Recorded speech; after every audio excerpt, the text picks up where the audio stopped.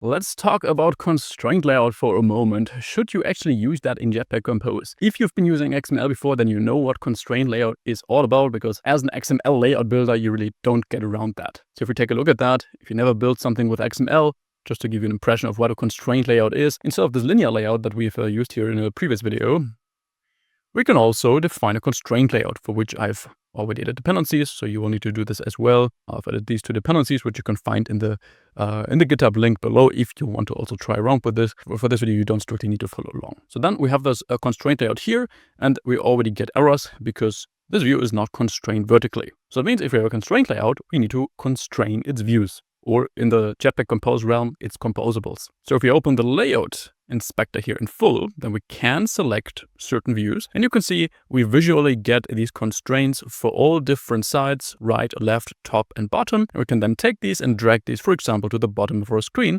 to make this recycler view, this list here in this case, stick to the bottom of our screen. We could then also do this for left and right. And if we take this top constraint and would constrain it to the bottom of our other view, that's also possible to constrain to other views, then our layout would just be perfectly centered vertically between our context text and the bottom of the screen. Same thing we can do for the context text. So constrain this horizontally and the top to the top. And then if you would actually want this recycler view here to stretch the full height between our text and the bottom, we could set the actual height of this to 0 dp. So for the recycler view, we would set the height to 0 dp.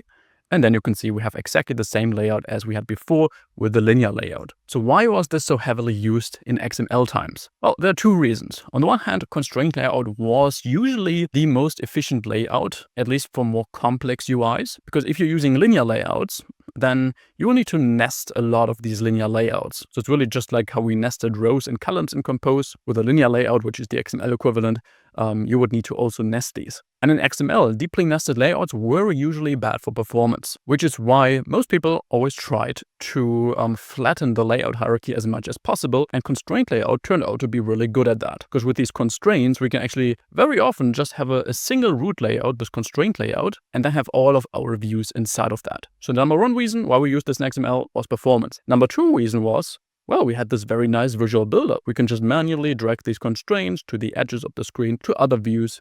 So it was really easy to build our layout that way. However, you'll notice that Compose also has a constraint layout. And if we type this here, constraint layout, which also comes from this dependency, then we suddenly don't have this visual builder anymore. So the workings of this are exactly the same, but we don't have this XML layout builder. So the way constraint layout works with Compose is that we need to manually tell which constraint goes from where to where by just writing code, by calling functions, and then it works exactly the same way. But the thing is, if we see such code where we have tons of different function calls to set constraints from A to B, we have zero visual interpretation of this unless we really spend some time to think about what this constraint layout achieves. And yes, we can open the preview in Compose, of course, and that would show how the UI looks like, but it does not show the actual constraints. And even if we would see the actual constraints, changing these would still require us to look into the code at the right function call where we say the right side of this composable goes to the left side of this composable, which is again a hassle. And other than that, the most important reason why I never really use constraint layout in Compose,